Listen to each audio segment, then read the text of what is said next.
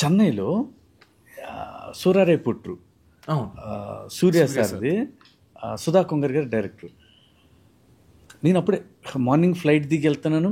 వాళ్ళు ఎప్పుడు 6కో ఎప్పుడో షార్ట్ అన్నారు.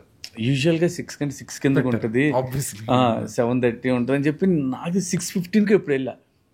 నేను వెళ్ళేపాటికి సూర్య సార్ ఆల్రెడీ వచ్చేసి రెడీగా ఉండి కెమెరా రెడీగా ఉండి, మేడం సుధా కొంగర్ మేడం అందరూ రెడీగా ఉంటే నేను షాకు.